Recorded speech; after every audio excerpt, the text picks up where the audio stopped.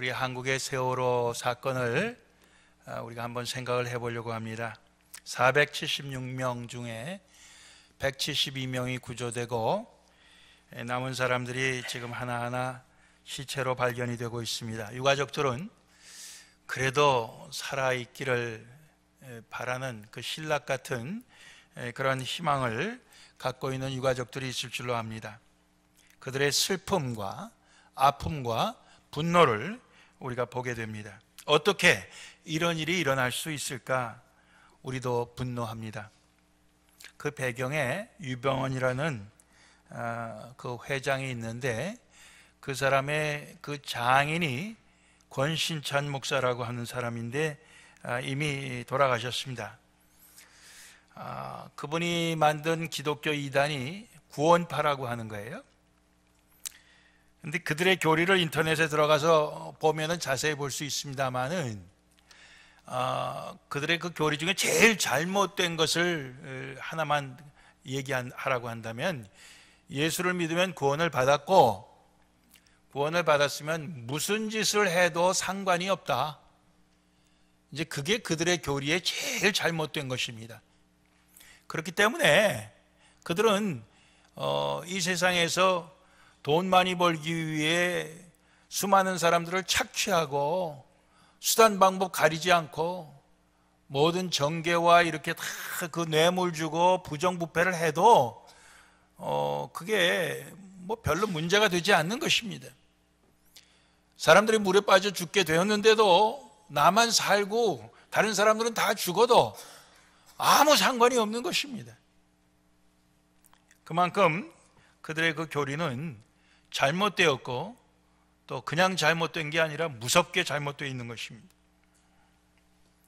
세월호라고 하는 배 이름이 난 뭐 세월이 뭐 지나가면은 뭐 올해가 지나가면 내년이 오고 그런 세월인 줄 알았더니 그게 아니래요. 그게 아니고 새는 세상의 새고 월은 뛰어넘는다, 초월한다 그런 뜻이랍니다. 즉 그 사람들은 이 세상을 초월해서 사는 사람들이라 그런 뜻을 갖고 있어요. 세상을 초월해 산다면 좋은 의미로 생각하면 세상에 있는 모든 인간적인 욕심을 떠나서 산다. 우리가 보통 그렇게 생각하는데 이 사람들은 그게 아니라 세상에 있는 모든 사람들보다 가장 뛰어나게 사는 그런 의미에서 세월호라고 한 것 같아요. 그래서 그 유병원이라고 하는 사람은 뭐 국내 국외 다 해갖고 가족들까지 하면 6,500억 정도 된다 재산이. 얼마나 많이 모았는지 모르겠습니다. 세상을 초월하는 모습, 세상에서 제일 뛰어나는 모습을 그들이 추구하면서 살았지만 이제 그 세월호가 침몰함으로써 그들의 그 세상을 뛰어넘는다고 하는 것은 잘못되었다, 거꾸로 되었다 하는 것을 우리에게 보여주었습니다. 근데 이것이 그 배 한 척의 사건만이 아니고 사실은 오늘 우리 대한민국 조국의 한 모습입니다.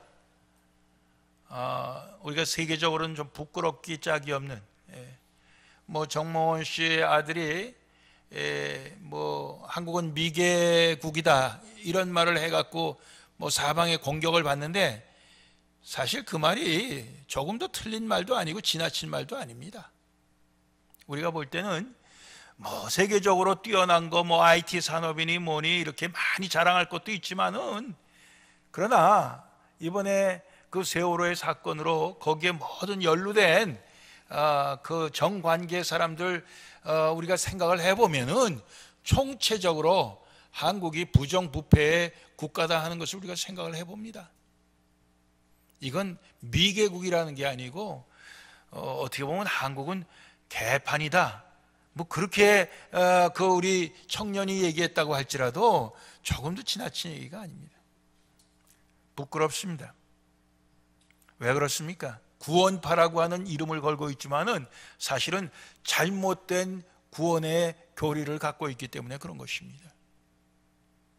오늘 우리가 하나님의 말씀 빌립보서 2장을 통해서 올바른 구원 어떤 것이냐? 그것을 우리가 바로 알아야 될 줄로 압니다. 여러분들 구원에 대해서 혹시 이 구원파의 그런 구원의 교리를 갖고 있는 사람은 없습니까? 예수를 믿어서 천국 가면 됐지 이 세상에 사는 것은 무슨 짓을 해서라도 잘 먹고 잘 살고 다른 사람은 어찌든지 내가 살고 봐야 된다, 그런 생각을 우리가 갖고 산다면 구원파와 우리가 다를 게 없습니다. 오늘날 많은 우리 한국 사람들이, 그중에는 교회를 다니고 예수를 믿는다고 하는 사람들조차도 사실은 이런 생각, 이런 생활 방식 가지고 살아가는 사람들이 많이 있다고 생각합니다. 여기서 우리는 좀 깨달아야 되고 회개해야 되고, 우리가 바른 구원의 교리가 무엇이냐, 이것을 우리가 참 찾아서 우리가 그것을 붙들어야 될 줄로 압니다. 구원은 하나님으로부터 예수님의 복종을 통해 우리에게 왔습니다.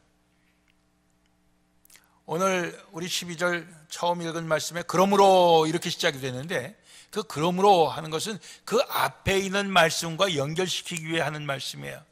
그 앞에 나오는 말씀 중에 딱 한 가지만 끄집어낸다면 2장 8절입니다. 예수님이 사람의 모양으로 나타나셨으니 자기를 낮추시고 죽기까지 복종하셨으니 곧 십자가에 죽으심이라. 즉 예수님께서 이 땅에 오셔서 하나님께 죽기까지 복종해 갖고 십자가에 죽으심으로 말미암아 우리의 구원이 시작이 된 것입니다. 구원이 하나님으로부터 왔고 예수 그리스도의 그 죽기까지 순종하는 것을 통해서 우리에게 온 것입니다. 구원은 철저하게 하나님으로부터, 하늘로부터 온 것입니다. 그런데 하나님께서는 지금도 우리를 구원하시려고 우리 안에서 일하신다, 행하신다, 역사하신다.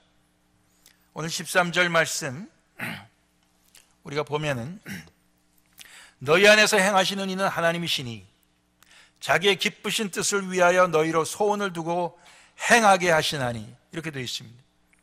즉 하나님은 우리 안에서 하나님의 기쁘신 뜻, 하나님의 그 선하신 목적을 위해서 우리로 하여금 소원도 갖게 하시고 우리로 하여금 행동도 하게 하시는 하나님이시다, 이렇게 말씀하고 있습니다.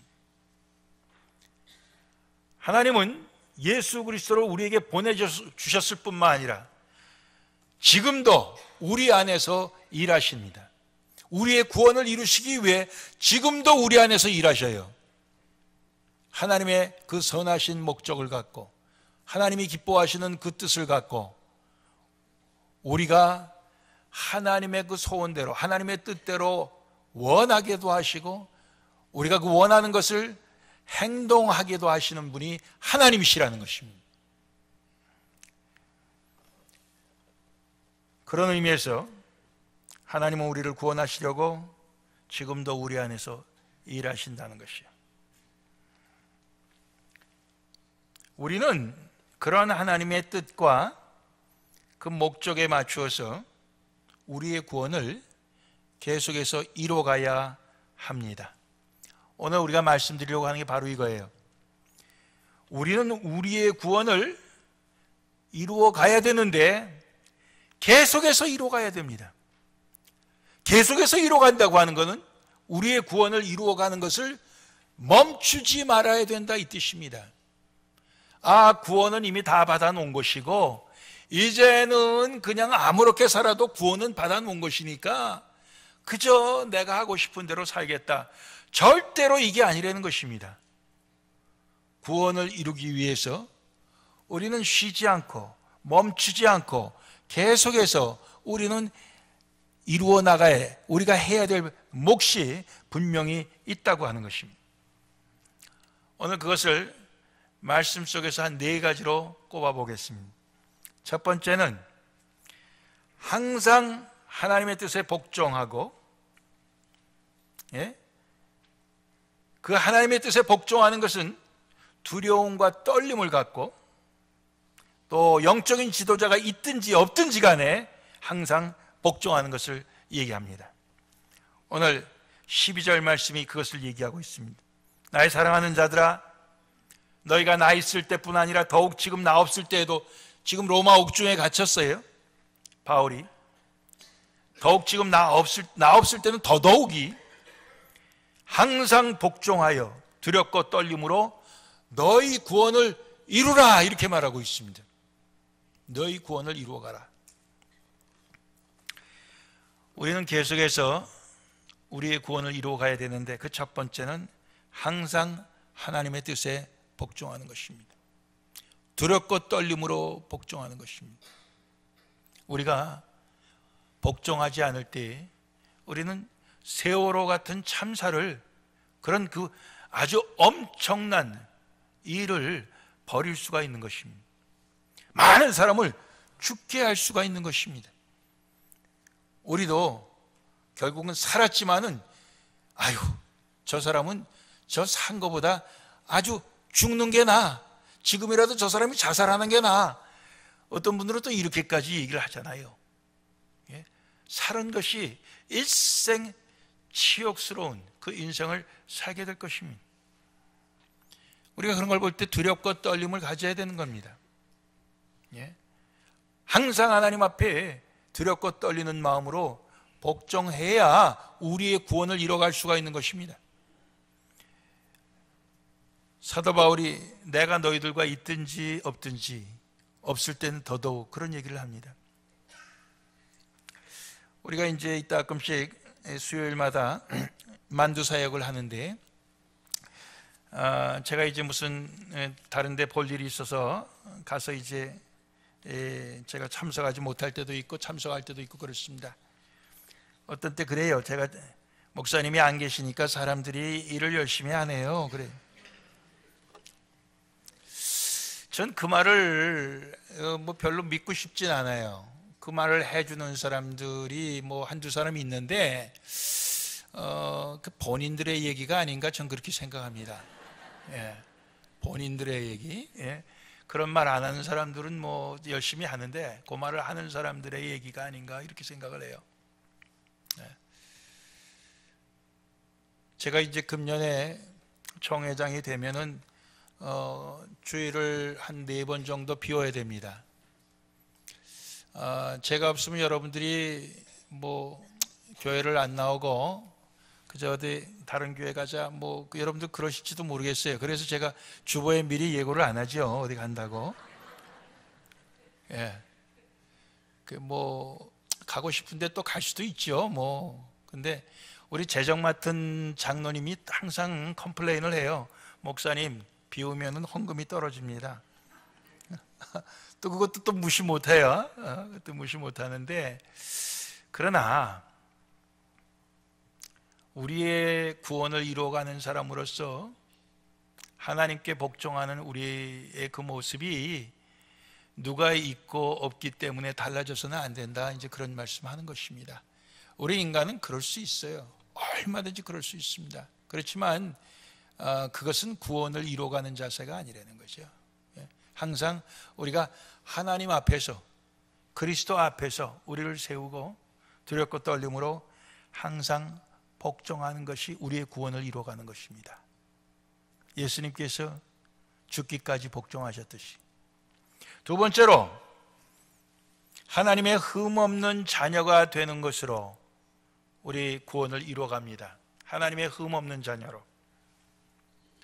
물론 우리가 죽기까지 흠없는 자녀를 완성하진 못할 걸로 합니다. 그렇지만 흠없는 자녀가 되기 위한 우리의 계속적인 그 방향, 우리의 그 나아가는 그 진행, 그 우리의 그 추구하는 그것은 우리에게 끊임없이 있어야 될 줄로 압니다. 오늘 14절 15절 말씀 보면 모든 일을 원망과 시비가 없이 하라.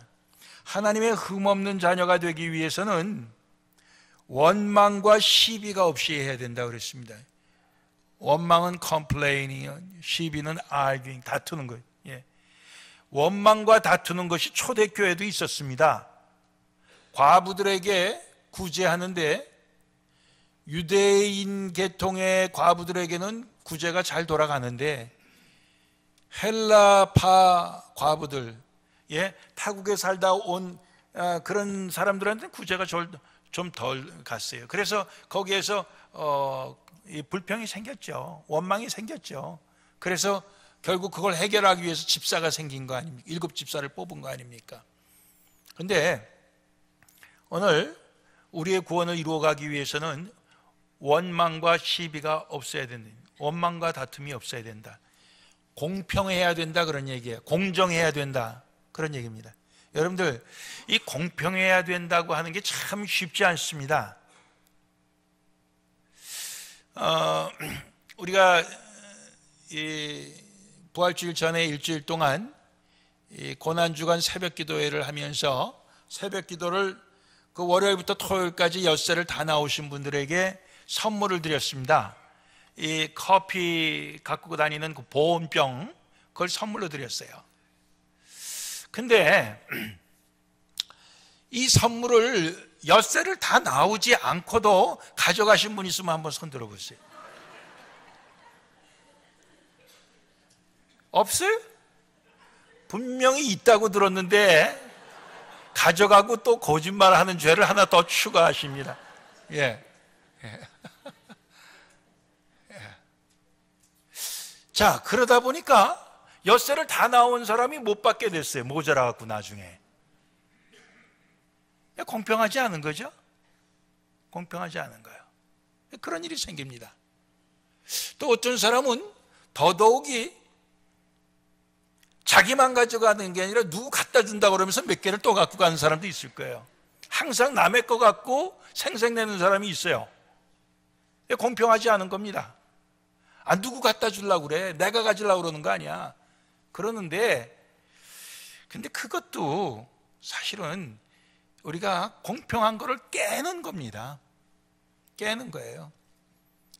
누구 갖다 준다고 다 그래 봅시다. 예를 들어 우리 교인이 500명이라고 칠 때 500개를 준비했는데 누구 갖다 준다고 다 그러면 적어도 1000개나 1500개를 만들어야 되는 것입니다. 그렇죠? 근데 그런 사람이 항상 있어요. 교회 것 갖고 생색내는 사람, 남의 것 갖고 인심 쓰는 사람. 이건 사실은 원망과 시비를 일으키는 그런 단서가 되는 것입니다. 집에서 기다리는 남편 갖다 주려고 그래. 왜 자기가 정성껏 만든 음식으로 갖다 주지 않고 교회에서 남은 찌끄레기 갖다 줍니까? 아무리 얘기해도 근데 그게 안 고쳐지더라고요. 안 고쳐지는데 그냥 얘기하는 거예요. 왜냐하면은 그 사람은 못 고치더라도 다른 사람은 그렇게 하지 말라고. 그런 게 원망과 시비를 일으킵니다. 근데 참 감사한 게 어제 구역장 모임을 모였는데 어떤 구역장님이 우리 구역에 멀리서 그래도 꼬박꼬박 나온 분이 있는데 그걸 받지 못했습니다. 제가 돈 주고 살 테니까 좀 파십시오. 그랬더니 죄송하게 됐습니다. 우리가 준비한 게 다 떨어졌습니다. 돈 주고도 못 삽니다. 그랬더니 어떤 구역장님이 한 3개 있으면 됩니까? 그러더라고요. 3개면 됩니다. 그러면 내가 드리겠습니다. 내 거, 우리 집사람 거, 그리고 우리 구역원 중에서 내가 제일 만만한 사람 거 하나 뺏어서 드리겠습니다. 그래갖고 그분이 너무 고맙다는 거예요.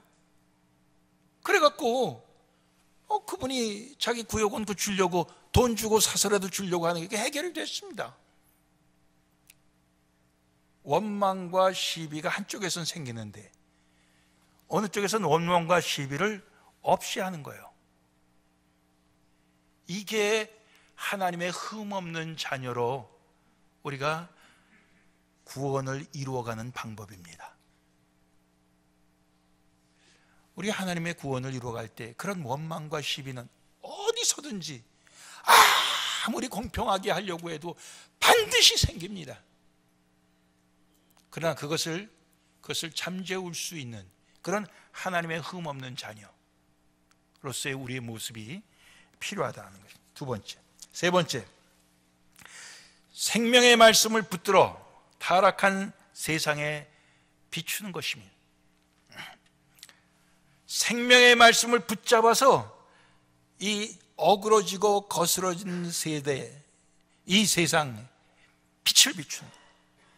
오늘 15절, 16절 거기에 부분적으로 주어지는 말씀 보면 세상에서 그들 가운데 빛들로 나타내며 생명의 말씀을 밝혀 Shine like stars in the universe as you hold out the word of life 이렇게 썼는데요, 생명의 말씀을 붙잡음으로써, 생명의 말씀을 꽉 붙듦으로써 이 우주의 별처럼 빛나야 된다는 것이에요. 생명의 말씀은 바로 하나님의 말씀이요, 복음이요, 예수 그리스도입니다.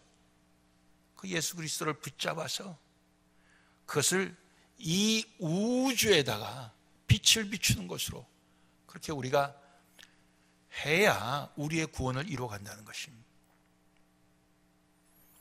그 유병원 씨의 또 다른 이름이 아해라고 그럽니다. 아해. 그 이름이 어디에서 딴 거냐? 여호와를 야훼라고 하는데 야훼하고 비슷하게 한 거예요. 아해. 벌써 그의 그 호에서 뭘 알 수 있냐? 자기가 하나님이다.